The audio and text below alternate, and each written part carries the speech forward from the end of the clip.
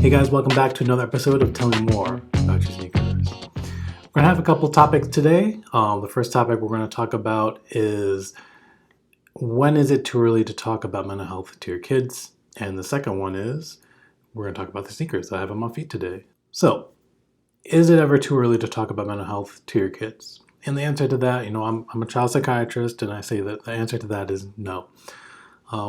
People ask me, what's the youngest kid that you've seen? I've seen a kid who is about 20 months old.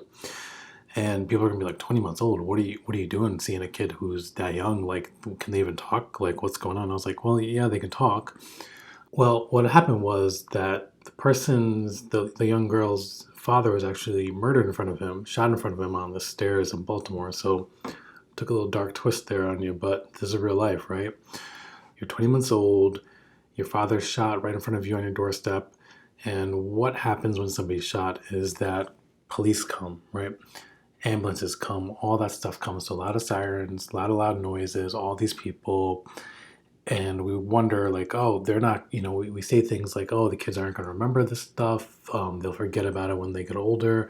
But in the meantime, what was happening was that every time, that a siren would come by in the city, or ambulance, or some kind of loud car, the kiddo was freaking out, to saying things like, oh my God, is that daddy? Is that daddy? And it's really hard, because they get really upset. She was getting really agitated. She was getting real angry whenever that siren was coming. And you can imagine if you're living in Baltimore City or any kind of city in the world, actually, and you have a young kid, and every time that some alarm, there's a siren or police car is going to go by, they're going to, spaz out and get really upset and angry and start punching, hitting things, because they think their daddy is being killed all over again. That's a real thing, right? That's mental health. So what does that mean in regards to teaching our kids, right?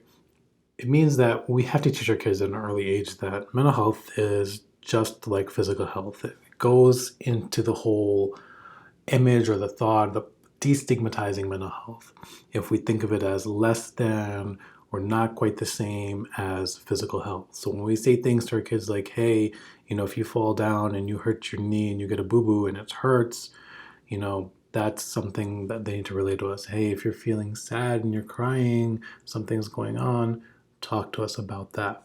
It's really important to be able to do that, or because what we see a lot of times when we have things like anxiety showing up, especially in younger kids, school refusal, they'll say things like, oh, mommy, I have a headache, daddy, my tummy hurts, so I feel like I'm sick. They don't have that emotional vocabulary to be able to express that, like, I'm scared to go to school, I'm worried about going to school, I feel really sad, people are making fun of me at school, I don't understand what's going on at school.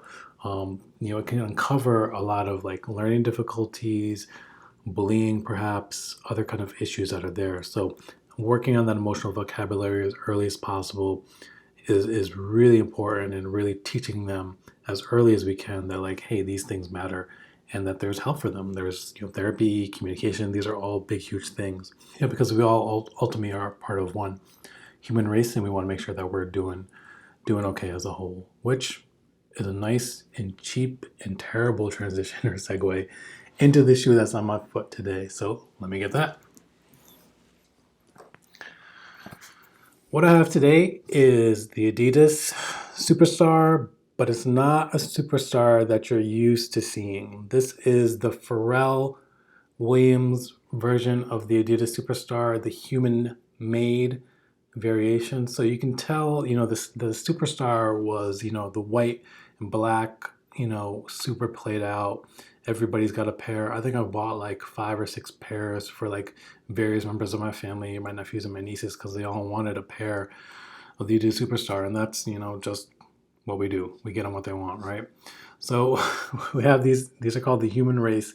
And Pharrell Williams, like we all know, original, a member of the Neptunes, fantastic musical producer, well known for his fashion sense, has done a lot of collaborations with Adidas. And it's a little bit different, right? So this one, it talks about, it's a very awesome and unique design here, right? It's really patchwork. So you've got the main, the black, right? But then you got to flip with this brown patch over here, this patch over here, this teal and this purple in this on the medial side of the shoe. The inside, it's like pinkish orange color, and you can see on there, it's got all these little things. It says things like kidney, colon, pelvis. So again, the whole human race aspect of things. The Superstar is a classic. It's been around forever. It's gonna be around forever. Very comfortable, super wearable. They go with everything. I like these because they are super unique. I get some nice comments on these.